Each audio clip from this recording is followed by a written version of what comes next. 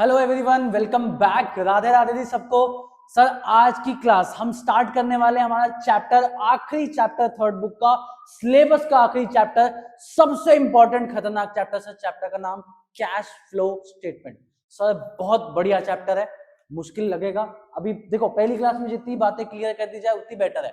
थोड़ा मुश्किल आपको लगेगा, लेकिन आप मेरे साथ 3 क्लासेस कम से कम जुड़े रहो। तीसरी क्लास के बाद, तीसरी या चौथी क्लास के बाद आपको चैप्टर अपने आप इजी लगने लग जाएगा। जब तक हम इसका फॉर्मेट नहीं जानेंगे, जब तक हम इसकी प्रैक्टिस नहीं करेंगे क्वेश्चंस के साथ, तब तक भैया ये चैप्टर उतना हल्का नहीं है कि सिर्फ क्लासेस देख ली काम खत्म। आप क्लासेस देखो, आप अपने नोट्स बनाओ, आप कॉपी में चीजें लिखो, क्वेश्चन सॉल्व करो मेरे साथ और खुद से प्रैक्टिस करो। ये 5 चीजें फॉलो कर लो भैया, चैप्टर मुश्किल से मुश्किल चैप्टर आपके लिए खत्म कर देंगे जी फटाफट। तो कुछ बेसिक बातों से स्टार्ट करते हैं। ये क्लास सिर्फ बेसिक इंट्रोडक्शन के लिए रहने वाली है कि भैया कैश फ्लो होता क्या है, कैश फ्लो में किन चीजों पे ध्यान देना होता है। नेक्स्ट क्लास से हम क्वेश्चंस और टॉपिक्स और आगे कॉन्सेप्ट लेके आएंगे। आओ जी, ध्यान से सुनना बेटा। 2-3 बातें। कैश फ्लो, तो सर इसी में पहली बात आप मेरी याद रखोगे, इस चैप्टर में आपको सिर्फ कैश से लेना देना है, पैसे से लेना देना है। अब भैया इसका क्या मतलब हुआ, सुनना मेरी बात ध्यान से। फॉर एन एग्जाम्पल, आपने मशीन खरीदी फॉर कैश। आपसे पूछा जाएगा भैया बताना जरा, इनफ्लो है, आउटफ्लो है या नो फ्लो है। तो बच्चा बोलता है भैया मशीन तो आ रही है, मशीन तो आ रही है, इनफ्लो होगा। बच्चा गलत है। क्यों? सर चैप्टर का नाम कैश फ्लो, मतलब आपको लेना देना सिर्फ पैसे से है। तो आप बोलोगे भैया आउटफ्लो है, क्योंकि मशीन आएगी तो पैसा तो जाएगा। तो आपको ये चीज दिमाग में बिठानी है। आपका पूरा चैप्टर आपको कैश के हिसाब से चीजें सोचती है। जी बताओ, यहां तक कोई डाउट? चलें सर, आओ आगे बात, अगली बात पे आते हैं। सर कैश से मतलब रखने को आप कह रहे हो, तो ये बताओ ना कैश के अंदर क्या क्या चीजें माने। मतलब सर यहाँ पे एक टर्म है कैश एंड कैश इक्विवेलेंट्स। इसका मतलब ये है आपको कैश और इन चीजों के हिसाब से भी कुछ सोचना है। इसका आगे कैसे चैप्टर में काम आएगा मैं आपको बताऊंगा। आज की क्लास में बेसिक आपको पता चल जाएगा, लेकिन मेरी फिलहाल एक बात आप रट्टा मारोगे मेरे साथ साथ कि sir cash and cash equivalents में कैश या कैश जैसा कुछ, उसमें 4 नाम आपको इस चैप्टर के लिए याद रखने हैं। पहला कैश खुद, दूसरा बैंक, तीसरा शॉर्ट टर्म डिपॉजिट, आपने कुछ पैसा डिपॉजिट कर रखा है विद द बैंक, किसी के साथ भी आपने डिपॉजिट कर रखा है, कोई थर्ड पार्टी हो, वो आपका शॉर्ट टर्म डिपॉजिट भी कैश एंड कैश इक्विवेलेंट्स का पार्ट है। लास्ट करंट इन्वेस्टमेंट या मार्केटेबल सिक्योरिटीज। भैया करंट इन्वेस्टमेंट आप सबको बैलेंस शीट का चैप्टर आता है, वो इन्वेस्टमेंट जो 12 महीने के अंदर अंदर सेल आउट हो जाए उसको हम करंट इन्वेस्टमेंट या मार्केटेबल सिक्योरिटीज कहते हैं। तो फिलहाल के लिए आपको याद कर रखना है, पहली चीज जो इस चैप्टर में आपको याद रखने के लिए आपके पास आई है, कैश एंड कैश इक्विवेलेंट्स के अंदर 4 नाम होते हैं जी, cash, bank, short term deposit, current investment या मार्केटेबल सिक्योरिटीज। तो भैया प्लीज कॉपी खोलो, साथ साथ नोट करना। एक बात और सर, इसका अकाउंटिंग स्टैंडर्ड 3 रिवाइज्ड होता है। भैया आपको पता है अकाउंटिंग स्टैंडर्ड्स क्या होते हैं? जो आपको रूल्स एंड रेगुलेशंस बताते हैं, आपको प्रोसीजर्स बताते हैं, क्या फॉलो करके अकाउंट्स बनाए जाते हैं। करेक्ट है? तो इसी का कैश फ्लो का जो भैया स्टैंडर्ड है वो है अकाउंटिंग स्टैंडर्ड 3 रिवाइज। तो ये भी आपको याद रखना है, प्लीज 1 मार्कर में आ सकता है। तो प्लीज कॉपी खोलो फटाफट, मेरे साथ इतना नोट करो। चलो पॉज करके अब मेरे को नोट करना, मैं चीजों को आगे लेके चलता हूं सर। आओ सर, अब मेरी बात, एक और बात ध्यान से सुनना, छोटा सा कॉन्सेप्ट। देखो आज हम प्रिपेयर कर रहे हैं 1 मार्कर्स के लिए। आज जो भी क्लास होगी, माना इंट्रोडक्शन है, लेकिन इसमें आप 1 मार्कर्स के लिए रेडी हो जाओगे। तो मेरी बात आराम से सुनना। आओ सर, आपने कैश एंड कैश इक्विवेलेंट्स तो जान लिया, तो थोड़े एक बार कुछ क्वेश्चन हो जाए इनफ्लो, आउटफ्लो या नो फ्लो पे। मतलब मैं आपको कुछ पॉइंटर्स या ट्रांजैक्शंस बताऊंगा, आपको गेस करना है कि इसमें इनफ्लो होगा, आउटफ्लो होगा, नो फ्लो होगा। किस चीज का? Sir cash and cash equivalents का। सिर्फ कैश पे फोकस करना। एग्जांपल नंबर 1, आपने परचेज किया है मशीन। इसका आंसर आप ऑलरेडी दे चुके हो, मुझे पता है, तो हम सीधा लिख देते हैं आउटफ्लो ऑफ कैश, पैसा जाएगा। मशीन से क्या मतलब यार? चैप्टर का नाम कैश फ्लो, मतलब हमें सिर्फ मतलब किससे रखना है? कैश से, सिर्फ कैश से। चले आगे sir. Example number 2, sale of goods. Sale of goods या इन्वेंट्री। भैया गुड्स से कोई मतलब नहीं है, मतलब पैसे से है। कुछ भी चीज बेचोगे तो पैसा आएगा। Answer inflow of cash. Sir doubt? Easy है क्या? बकवास चीजें चल रही है अभी तो। अब आते हैं थोड़ी अच्छी चीजों पे। अब जो पॉइंटर्स है 3-4 कराऊंगा, अच्छे पॉइंटर, ध्यान से सुनना। पहला इशू ऑफ शेयर्स। अब सर इशू ऑफ शेयर्स में बच्चा पूछता है इसमें क्या जवाब दूं? तो एक बात बताओ, आप कंपनी एनालिसिस पढ़ रहे हो, कंपनी के बारे में पढ़ रहे हो, कंपनी शेयर्स इशू करती है और पैसा उठाती है, आपको आता है यार, सेकंड बुक पढ़ी है तुमने, शेयर्स के चैप्टर में पहली एंट्री होती है बैंक टू शेयर एप्लीकेशन, बात तो सही है। बैंक डेबिट मतलब बैंक में पैसा आता है, पैसा आना मतलब इशू ऑफ शेयर्स हो या डिबेंचर्स हो, आपका आंसर क्या रहने वाला है भैया? इनफ्लो, पैसा आएगा। डाउट? कुछ अच्छे पॉइंट्स लेके आऊं? अब आओ जी, मेरे स्पेशल पॉइंट शुरू होते हैं। Issue of bonus shares.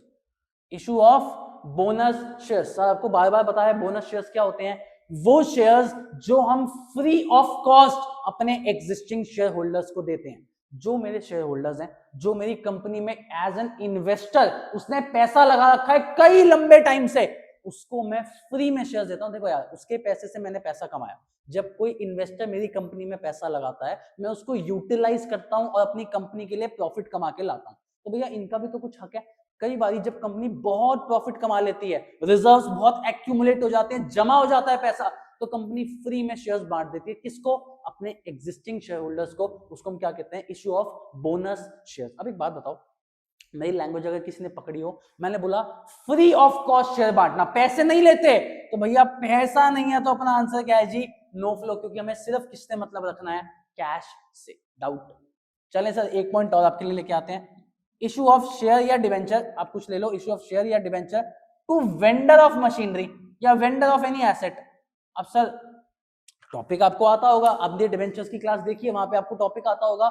हम शेयर या डिवेंचर वेंडर्स को इशू करते हैं, उनसे बदले में एसेट या फिर उनका बिजनेस टेक ओवर करते हैं, बदले में शेयर डिवेंचर देते हैं। यार कैश इन्वॉल्व हुआ कहीं? भाई हमने शेयर इशू करे, उसके बदले पैसा तो नहीं आया। हमने एसेट खरीदे, उसके बदले पैसा दिया भी नहीं। जब पैसा इन्वॉल्व नहीं है तो भैया इसका आंसर भी क्या रहने वाला है? No flow of cash. बताओ जी, कोई डाउट? ये कुछ स्पेशल पॉइंट्स है जो आपको अच्छे से समझने पड़ेंगे। तो यहाँ पे आपका एक छोटा सा टॉपिक 1 मार्कर्स के लिए, inflow, outflow, no flow of cash, आपका यहाँ पे खत्म होता है। अब इसमें एक एडिशनल स्पेशल पॉइंट मैं याद कराता हूँ, या आप कह सकते हो एडिशन, कुछ एक पॉइंट समझाता हूँ, उस पर थोड़ा सा फोकस। मैंने आपके लिए एक एग्जांपल लेके आया भैया, कैश डिपॉजिटेड इन बैंक। ये सारे पॉइंटर्स जो 3-4 कराऊंगा, ये सारे एक ही कैटेगरी में आते हैं और स्पेशल पॉइंट्स है, तो ध्यान से सुनना। Cash deposited in bank. अब बच्चा सोचता है यार एक बात बताओ भैया, कैश तो जा रहा है क्योंकि हम जमा कराएंगे बैंक में, कैश तो जाएगा। एक बच्चा कहेगा भैया बैंक में तो पैसा आ रहा है। तो मेरी बात ध्यान से सुनना, आपको एक बात पता है कि कैश और बैंक, लिख देता हूं यार, कैश एंड कैश इक्विवेलेंट्स के 4 बच्चे मैंने आपको अभी भी सिखाए थे, एक बार मेरे साथ रिपीट करो भैया। Cash, bank, short term deposit, current investment या मार्केटेबल सिक्योरिटीज, ये 4 नाम आपको लिखवाए थे मैंने कैश एंड कैश इक्विवेलेंट्स के अंदर। तो आपके लिए सीखने वाली बात यह है, अगर आपका पैसा इनमें से कहीं भी घूमता है, चाहे कैश से बैंक में जमा होता है, बैंक से कैश निकल के आता है, आप मार्केटेबल सिक्योरिटी खरीदते हो या बेचते हो, अगर आपका पैसा इनमें से कहीं भी घूमेगा, आपका आंसर रहने वाला है नो फ्लो ऑफ कैश। ऐसा क्यों? एक बात बताओ, ये मेरी एक जेब है, ये मेरी दूसरी जेब है, मैंने इधर से 10,000 रुपए निकाले, इस जेब में डाल लिए। सुनना आराम से, मैंने इधर से 10,000 निकाले, इस जेब में डाल लिए, क्या मैं अमीर हो गया? नहीं। क्या बात कर रहे हो भैया, 10 इधर थे 10 इधर डाले, कौन सा अमीर? क्या मैं गरीब हो गया? क्या पैसा चला गया? नहीं। तो इसका मतलब क्या है, अगर मैं एक जेब से दूसरी जेब में पैसा ट्रांसफर या शिफ्ट करता हूं, ना मैं अमीर हुआ ना मैं गरीब हुआ। सेम चीज सर यहां पे फॉलो होगी, जब आप अपना पैसा कैश से बैंक में डालते हो, बैंक से शॉर्ट टर्म डिपॉजिट में डालते हो, या फिर करंट इन्वेस्टमेंट में डालते हो, या फिर इन्वेस्टमेंट बेच के आप कैश या बैंक वापस निकालते हो, आपका पैसा इन चारों में कहीं भी घूमेगा, आंसर रहेगा नो फ्लो ऑफ कैश। ये बात का लॉजिक आपको मैंने दे दिया, आपको समझनी में चीज पड़ी यार, बैंक में पैसा जमा कराया, कौन सा पैसा बढ़ गया, कौन सा कम हो गया? कुछ नहीं हुआ ना। तो भैया आपको ये चीज रट्टा मार लो चाहे मेरे साथ साथ, कैश एंड कैश इक्विवेलेंट्स में अगर आपका पैसा कहीं भी घूमे, आंसर रहने वाला है no flow of cash. Point खत्म। एग्जांपल सुन लो यार, क्वेश्चन कहता है आपने परचेज करी है करंट इन्वेस्टमेंट, बच्चा बोलता है भैया आउटफ्लो, पैसा जाएगा, यार current investment cash and cash equivalent का पार्ट है ना, तो आंसर रहने वाला है नो फ्लो ऑफ कैश। यहां पे मैं बोलता purchase of non current investment, वो तो नहीं है ना इसका पार्ट, तो यहां पे आंसर जरूर आता आउटफ्लो ऑफ कैश की भैया पैसा जा रहा है। तो प्लीज नया पॉइंट क्या सीखा? स्टार पॉइंट, अगर आपका पैसा कैश एंड कैश इक्विवेलेंट्स में कहीं भी घूमता है, आपका आंसर क्या रहने वाला है? No flow of cash. Please इसको आराम से नोट करिएगा। अज्यूम्ड आपने बेटा नोट कर लिया होगा। चलें फिर आगे। आ जाओ जी आगे चलते हैं। सर देखो बेसिक क्लास है तो ऐसा नहीं है कि इसमें से कुछ भी काम का नहीं है, सब काम आएगा। कई बच्चे बेसिक क्लास छोड़ देते हैं, क्या देखनी बेसिक है, सीधा मेन पे आते हैं। बेटा मेन में कुछ नहीं समझ पाओगे। जो भी फॉर्मेटेड वगैरह जो भी चीजें सिखाऊंगा आगे कैश फ्लो में खतरनाक चैप्टर की, वो सारी चीजें बेसिक क्लास से निकल के आएंगी, तो आराम से सुनना। आओ भाई एक चीज और कॉपी में लिखो मेरे साथ यार, methods of cash flow statement. Methods of cash flow statement. Sir इसके दो मेथड होते हैं, आराम से पहले सुनना फिर नोट करने का टाइम दूंगा। आ जाओ इधर फोकस। अरे बच्चों मत लिखो, इधर आ जाओ यार, इधर आ जाओ। आओ डायरेक्ट मेथड, इनडायरेक्ट मेथड। अब भैया ये क्या चीज है जरा समझा दो। देखो ये चीजें कई लोग नहीं पढ़ाते कि थ्योरी का पार्ट है छोड़ दो, और छोटी सी बात है, आपको सीखनी है, आपको याद रखनी है, क्योंकि 1 मार्कर में आती है। अब डायरेक्ट मेथड क्या होता है पहले वो सीखते हैं। देखो मैं आपसे बोलता हूँ यार 1 अप्रैल जो साल का स्टार्टिंग होता है फाइनेंशियल ईयर का, मेरे पास 1 लाख रुपए का कैश पड़ा था, ठीक है। 31 मार्च को आते आते ये कैश 1,20,000 हो गया। सर कैश बढ़ा कि कम हुआ? सर कैश हमें दिख रहा है कि बढ़ गया। कितने से बढ़ गया? 20,000 से। ठीक है एग्जाम्पल 1, कुछ दिक्कत तो नहीं, कुछ ऐसा तो बोल नहीं दिया होगा जो आपको समझ नहीं आया होगा। आया समझ? आ गया हो। एग्जाम्पल 2, 1 अप्रैल को 1 लाख का कैश था, ठीक है। 31 मार्च को आते आते वो सिर्फ 70,000 का रह गया। कैश बढ़ा या कम हुआ? सर ये तो कम हो गया। कितने से कम हुआ? 30,000 से कम हो गया। अच्छा तो सर ये क्यों बता रहे हो? बेटा यही कैश फ्लो है। लो डायरेक्ट मेथड खत्म है। क्या आप तो कह रहे थे मुश्किल चैप्टर है, ये तो क्या बकवास है। डायरेक्ट मेथड तो बहुत सिंपल है, साल के स्टार्टिंग में कितना कैश, साल के एंड में कितना कैश, डिफरेंस ले लो, पता चल गया कैश कितना है। तो सर इतना आसान तो नहीं है, आपको भी पता है। तो इसका मतलब क्या है, हमारे सिलेबस में सर कौन सा मेथड है? Indirect method. अब सर ऐसा क्यों, डायरेक्ट तो आसान है, ये क्यों डाला? तो एक चीज सीखो, आप कंपनी के बारे में पढ़ रहे हो, कंपनी एनालिसिस पढ़ रहे हो, गलत तो नहीं कह रहा। तो इसका मतलब है कंपनीज एक्ट 2013 उसको रेगुलेट करता है। कंपनीज एक्ट 2013 उसके बारे में चीजें बताता है कि क्या रूल्स एंड रेगुलेशन फॉलो करने हैं, करेक्ट है। तो sir companies act plus SEBI की गाइडलाइंस, सेबी आपको पता होगा security exchange board of India, पता है आपको, इनकी गाइडलाइंस, कंपनीज एक्ट और सेबी की गाइडलाइंस क्या कहती हैं? कोई भी कंपनी हो, चाहे वो प्राइवेट हो, चाहे वो पब्लिक हो, चाहे वो ओपीसी हो, चाहे वो लिमिटेड लाइबिलिटी वाली हो, चाहे वो अनलिमिटेड लाइबिलिटी वाली हो, कैसी भी कंपनी हो भैया, हर एक कंपनी को कैश फ्लो कौन से मेथड से मेंटेन करना है? Indirect method. कंपनी प्रॉफिटेबल हो, कंपनी लॉस में हो, कंपनी स्टार्टअप हो, कंपनी कैसी भी हो, आपको कैश फ्लो, अगर आप कंपनीज एक्ट 2013 के दायरे में आते हो, अगर आप कंपनी हो, आपको भैया कैश फ्लो कौन से मेथड से मेंटेन करना है? Indirect method. तो इसका मतलब है इसलिए हमें इनडायरेक्ट मेथड पढ़ना पड़ता है, क्योंकि हम कंपनीज एक्ट के साथ बाउंड हैं, हम कंपनी के बारे में पढ़ रहे हैं, तो इनडायरेक्ट मेथड ही हमें पढ़ना पड़ेगा। डाउट? चलें तो सर इनडायरेक्ट मेथड क्या है, आओ बता देते हैं। सर इनडायरेक्ट मेथड में कैश फ्लो स्टेटमेंट को 3 एक्टिविटीज में बांटा गया है। सर कौन सी 3 एक्टिविटीज? आओ भाई, cash flow from operating activities,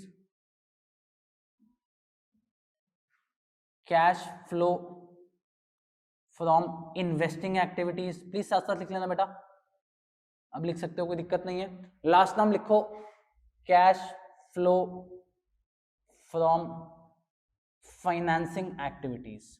3 activities है भैया, CFO cash flow from operating activities, CFI cash flow from investing activities, और last CFF cash flow from financing activities. मतलब डायरेक्ट मेथड से आप सिर्फ 1 मार्कर सॉल्व कर सकते हो। अगर कोई ऐसा 1 मार्कर आया, वरना आपको कौन सा मेथड लगाना पड़ेगा?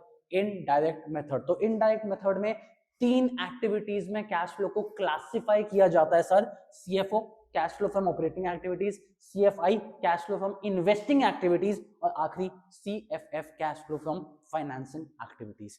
प्लीज इसको आराम से नोट करो। इस क्लास का आखिरी काम मैं स्टार्ट करने वाला हूं, उसमें मैं आपको इसका ब्रीफ दूंगा कि सीएफओ, सीएफआई, सीएफएफ में डिफरेंस क्या होता है। ब्रीफ देते ही मेरी क्लास आज की खत्म। आज की बेसिक क्लास में इतना ही पढ़ाऊंगा। नेक्स्ट क्लास में एक टॉपिक लेके आऊंगा। उन दोनों टॉपिक को करने के बाद, एक तो आज की क्लास, एक क्लास 2, जब आप ये कर लोगे तब आप कैश फ्लो का फॉर्मेट सीखने लायक बनोगे, तब आप कैश फ्लो का फॉर्मेट याद करने लायक बनोगे। पहली क्लास में जो कैश फ्लो के फॉर्मेट सिखा देता है ना, पहली 2 क्लास में, सर मेरे को उन टीचर से कोई दिक्कत नहीं है, वो भी अच्छा पढ़ा रहे हैं, हम भी ट्राई कर रहे हैं अच्छा पढ़ाने का, लेकिन बच्चे को जब तक बेसिक कॉन्सेप्ट क्लियर नहीं होंगे, बच्चा रटने को दिखेगा। आप सबके अगर कैश फ्लो हो चुका है, आप रटने को देखते हो कि भैया फॉर्मेट रट लेते हैं, ऐसा सीएफओ है, ये सीएफआई सीएफएफ है, स्कूल में होता है। तो सर इसलिए भी एक चीज बता देता हूँ, जितनी भी चीजें मैं कराऊंगा पहले आपको समझाऊंगा, फिर आपको रटने को बोलूंगा। अग्रीड, ये चैप्टर रटने का है, आपको पता है फाइनेंशियल स्टेटमेंट्स भी रटने का था, रेशियोज में फॉर्मूले रटने के थे, लेकिन आपने चीजें समझ के करी तो आपको मजा आया, आपको चीजें रटने में या कह सकते हो याद करने में आसानी हुई। वैसे यहाँ पे पहले चीजें समझेंगे ना, चलो फटाफट नोट करो। अज्यूम बेटा आपने नोट कर लिया, नहीं किया तो प्लीज पॉज करके नोट करना बेटा। चलते हैं आगे, आज का इस क्लास का आखिरी टॉपिक उसकी तरफ चलते हैं सर। सर डिफरेंशिएट करेंगे हम सीएफओ, सीएफआई, सीएफएफ। अभी प्लीज आपको जितना बोलूं आप उतना ही नोट करना, इसको फॉर्मेट मत समझना। सीएफओ सीएफआई सीएफएफ के फॉर्मेट में अलग से लिखवाऊंगा, ये कोई फॉर्मेट नहीं है, ये बस बेसिक डिफरेंस है कि ऑपरेटिंग, इन्वेस्टिंग, फाइनेंसिंग एक्टिविटी में डिफरेंस क्या होता है। बताओ जी, चल सकते हैं? कोई दिक्कत? तो एक काम करो, एक काम पहले दे देता हूँ, कॉपी खोलो, कॉपी खोल के एक पेज निकालो, जो भी जहां भी तुम लिख रहे हो उसके नेक्स्ट फ्रेश पेज पे आओ, डिफरेंशिएट कर लो, डंडे खींच लो, एक पेज को 3 में डिवाइड कर लो, तीनों में साथ साथ आराम से सुनना और लिखना। चलो करो फटाफट।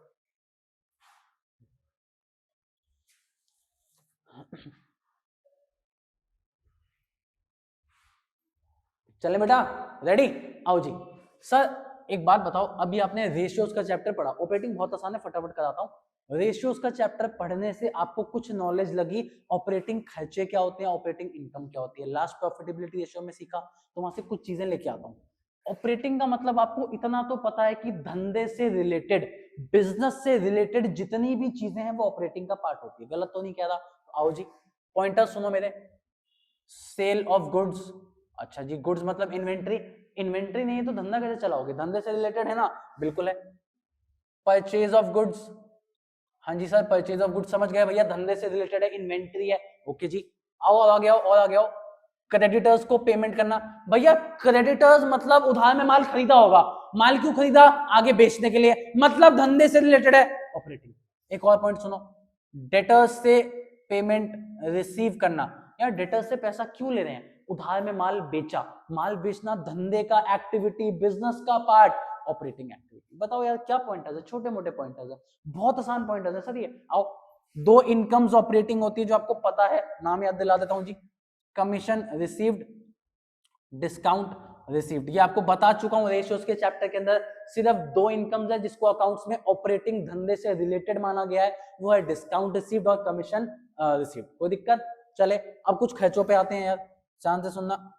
रेंट पेड, यार एक बात बताओ, मैं इस जगह पे शूट कर रहा हूँ, मैं जगह पे पढ़ा रहा हूँ, इस जगह का रेंट मैं नहीं पे करूंगा, क्या मैं धंधा चला पाऊंगा? नहीं चला पाऊंगा यार। क्या मैं कोचिंग इंस्टीट्यूट चला पाऊंगा अपना? नहीं चला पाऊंगा। इसका मतलब रेंट पे करना भी धंधे का पार्ट है भैया, ऑपरेटिंग एक्टिविटी। डाउट? और पॉइंट सुनो, सैलरी पे करना, सर जब तक एम्प्लॉय को सैलरी नहीं पे करोगे वो आपके लिए काम नहीं करेगा, आपके लिए काम नहीं करेगा तो भैया धंधा कैसे चलेगा? तो भैया सीएफओ ऑपरेटिंग का पार्ट। एक चीज बस ऐसी और बता देता हूँ, ये चलो एक बार के लिए इतना इनफ है, मैं पहले बाकी एक्टिविटीज पे आता हूँ, फिर इसमें एक दो चीजें और एडअप कराऊंगा, ठीक है जी? आराम से सुनना। अब मेन रहता है इन्वेस्टिंग और फाइनेंसिंग का, कि भैया ये तो हमें थोड़ा बहुत आता है, धंधे से रिलेटेड जितनी भी चीजें हैं वो यहाँ पे आती है, ठीक है समझ गए। अब भैया सीएफआई पे चलो, पहले सीएफआई क्या होता है? Cash flow from investing activities के लिए मेरी आप दो बातें बहुत गांठ बांध के याद कर लो। पहली चीज, इसमें आता है purchase of any asset, sale of any asset. अब सर एसेट कौन से वाले की बात हो रही है? नॉन करेंट की बात होती है यहाँ पे। नॉन करेंट एसेट को खरीदना और बेचना, नॉन करेंट एसेट क्रिएशन या नॉन करेंट एसेट वापस बेच देना, ये इन्वेस्टिंग एक्टिविटी का पार्ट होता है। Example, purchase of land, purchase of car, sale of furniture, sale of AC, कुछ भी आसपास मुझे जो दिख रहा है, सेल ऑफ फर्नीचर, ये कुछ भी purchase and sale of any asset आपका किसके अंदर आता है? सीएफआई। पहले तो ये दो बातें मेरे साथ याद करो, इसको एब्जॉर्ब करो, आराम से चीजों को एब्जॉर्ब करो कि एसेट का परचेज करना या सेल करना इन्वेस्टिंग एक्टिविटी है। यार एक बात बताओ, तुम लोग फोन लैपटॉप ये सब लेते हो तो यूजुअली हम उसमें पैसा इन्वेस्ट कर रहे हैं, आगे उससे रिटर्न भी तो मिलता है। अगर कई लोग फोन को अच्छे तरीके से यूज करते हैं, उनको वहां से नॉलेज मिलती है, पढ़ाई मिलती है। भाई एक बात बताओ, मैंने नया फोन लिया, क्यों लिया? मेरे को शूट करना है, मेरा काम हो रहा है, मेरी वीडियो बन रही है इससे, करेक्ट है? मतलब ये चीजें आपके लिए आगे काम आती है, इसलिए इन्वेस्टिंग एक्टिविटी का पार्ट है। अब 3 पॉइंटर्स और बताऊंगा, 3 पॉइंट्स में आपकी इन्वेस्टिंग खत्म, आपको और नॉलेज आएगी इन्वेस्टिंग की। तो मेरी बात सुनना आराम से, थोड़ा सा कट लगा दियो भाई, कट कट कट। तो सर पॉइंट सुनना आराम से। पहला पॉइंट, रेंट रिसीव्ड। अब बच्चा कहता है भैया रेंट रिसीव्ड ऑपरेटिंग में क्यों नहीं आया? तो यार लॉजिक पहले रेशियोज में बता चुका हूं, वापस सुनो। रेंट पे जगह, भाई मेरा धंधा क्या होता था? मार्कर बना के बेचने का। मेरी कोई जगह खाली है, मैंने रेंट पे लगा दी, क्या मेरा धंधा है जगह रेंट पे लगा के पैसा कमाना?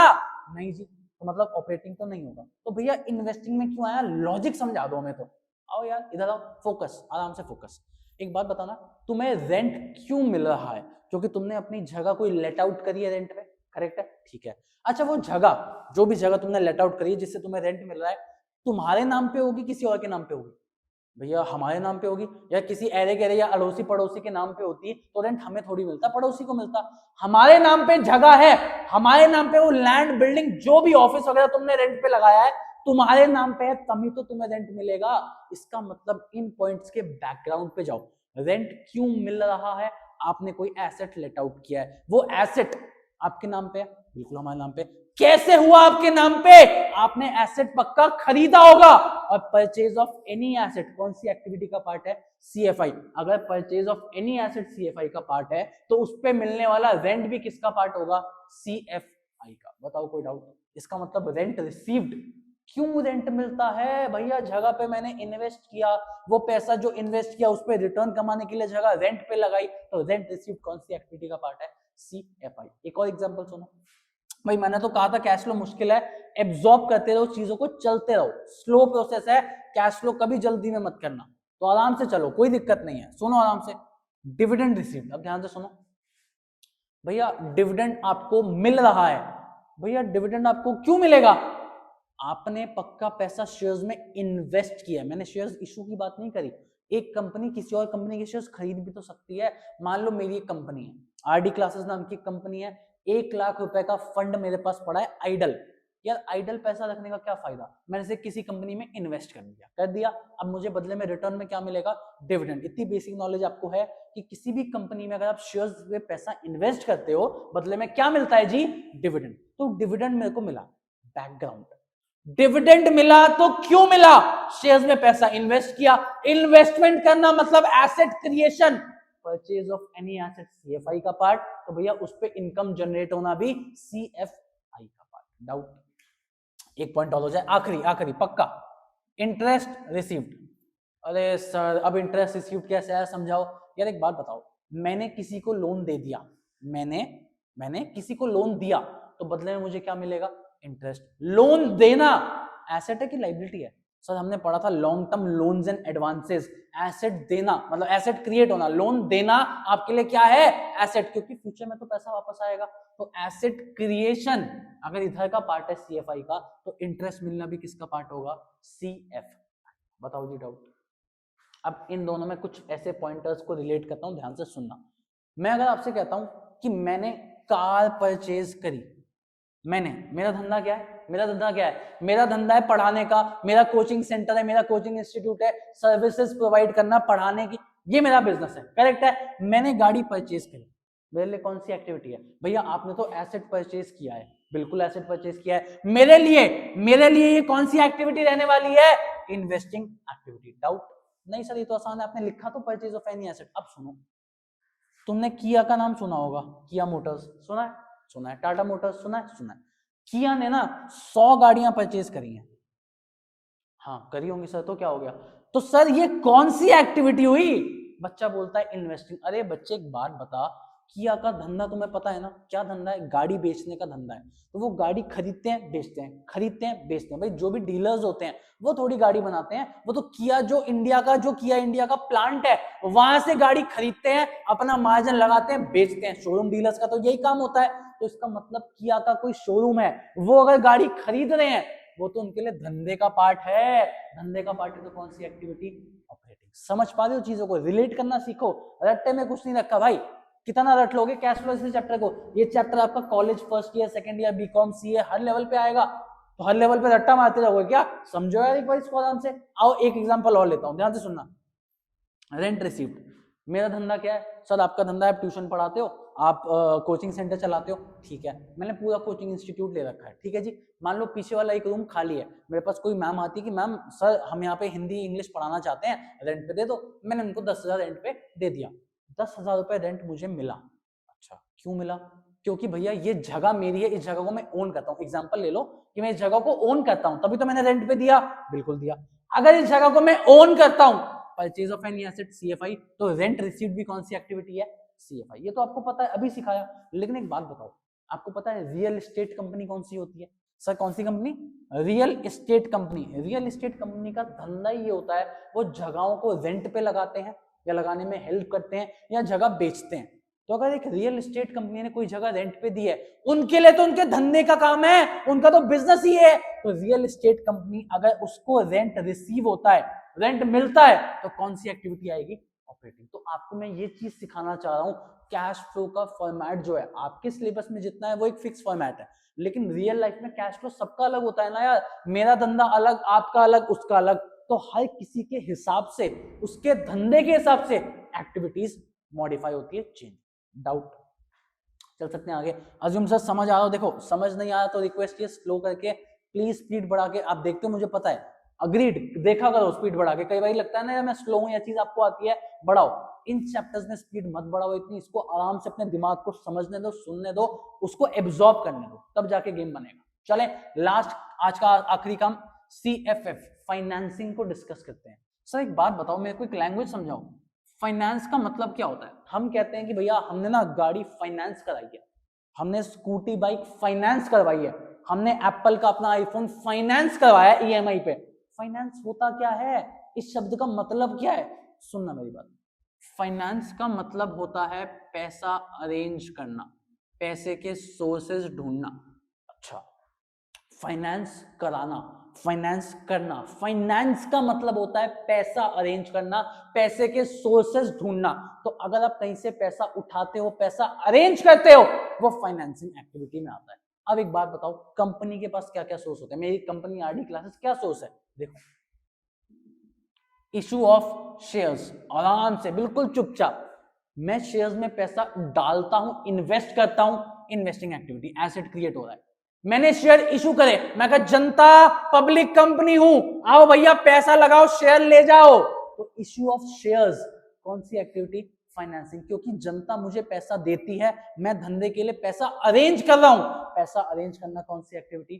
फाइनेंसिंग। पॉइंट समझ आ रहा है? एक और पॉइंट सुनो, इशू ऑफ डिबेंचर्स, आपको डिबेंचर्स का चैप्टर भी आता है। जनता से जब आप लोन लेते हो, पैसा अरेंज करते हो, इशू ऑफ डिबेंचर। एक और पॉइंट, बैंक लोन टेकन, या सिर्फ कोई लोन है, लोन टेकन, लोन लेना, लोन लेना मतलब पैसा आ रहा है, पैसा अरेंज कर रहे हो, पैसा अरेंज करना, फाइनेंस करना, कौन सी एक्टिविटी? फाइनेंसिंग। डाउट? अच्छा, और एक दो पॉइंट सुन लो, दो चार पॉइंट और सुनो यार। एक बात बताओ, अगर तुमने शेयर्स इशू करे हैं, फोकस, आराम से आओ, मेरी कंपनी है, मैंने शेयर इशू करे, मतलब जनता से पैसा उठाया, बदले में उनको शेयर्स दिए, जनता का पैसा मेरे पास है, मैं अपने धंधे में यूज कर रहा हूं, जनता को शेयर्स के बदले मुझे क्या देना पड़ेगा? सर डिविडेंड देना पड़ेगा। यहाँ पे आपको डिविडेंड रिसीव्ड मिलता है क्योंकि आपने किसी कंपनी में पैसा लगाया था। अब जब जनता ने आपकी कंपनी पे पैसा लगाया, आपको डिविडेंड देना पड़ेगा, तो भैया डिविडेंड पेड कौन सी एक्टिविटी का पार्ट? फाइनेंसिंग। क्यों फाइनेंसिंग? बैकग्राउंड स्टोरी, आपको लिखा आएगा डिविडेंड पेड। भैया डिविडेंड क्यों देना पड़ता है? आपने पक्का जनता से पैसा उठाया होगा, तभी डिविडेंड देना पड़ेगा। पैसा उठाया, कौन सी एक्टिविटी जी? Financing activity. डाउट?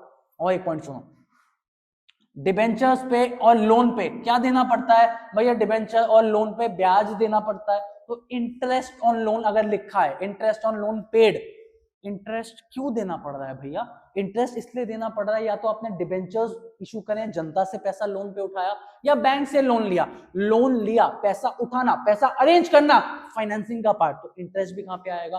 फाइनेंसिंग का पार्ट। बताओ जी, डाउट? पॉइंटर समझ आ रहे हैं? और एक दो सुन लो यार, बाकी आपको फॉर्मेट में सिखाऊंगा, अभी बस बेसिक डिफरेंस सीखो। रिडम्पशन ऑफ डिबेंचर्स, रिडम्पशन का मतलब आपको पता है, जब हम डिबेंचर्स को इशू करते हैं, जनता से हम पैसा उठाते हैं, जब वही पैसा जनता को वापस से लौटाया जाता है, इसको रिडम्पशन कहते हैं। अब यार एक बात बताओ, एक और पॉइंट साथ साथ सीख लो यार, लोन की रीपेमेंट करना, दोनों का मतलब सेम है कि आप पैसा लौटा रहे हो। लोन की रीपेमेंट करना, रिडम्पशन ऑफ डिबेंचर्स, दोनों का मतलब बिल्कुल सेम है कि आप पैसा लौटा रहे हो। पैसा क्यों लौटा रहे हो यार? पहले तुमने पैसा उठाया होगा, शेयर से, डिबेंचर से, बैंक लोन से। फिलहाल इन दो की बात हो रही तो इन दो पे फोकस करते हैं। पहले तुमने जनता से पैसा उठाया in the form of debentures, फिर तुमने बैंक से लोन उठाया, फाइनेंस कराया, पैसा अरेंज किया। ये जब फाइनेंसिंग एक्टिविटी, तो भैया ये भी कहां पे आएंगे? Financing activity. इसका मतलब अब आपको डिफरेंस समझना पड़ेगा CFO, CFI, CFO। बताओ जी, कोई डाउट? सर कोई डाउट नहीं है तो इस क्लास को यहाँ पे एंड करते हैं। नेक्स्ट क्लास में आपके लिए कुछ चीजें, छोटी मोटी चीजें और एक proper net profit before tax working note, वो क्या चीज है बाद में बताएंगे सर। नेक्स्ट क्लास में मिलना हमसे। फिलहाल इसको प्लीज रिवाइज करके अगली क्लास देखना। अगली दोनों क्लासेस बहुत इंपॉर्टेंट रहने वाली है, तो वो देखने से पहले प्लीज इनको रिवाइज करो। ठीक है जी, thank you so much, Radhe Radhe, मिलते हैं आपसे नेक्स्ट क्लास में।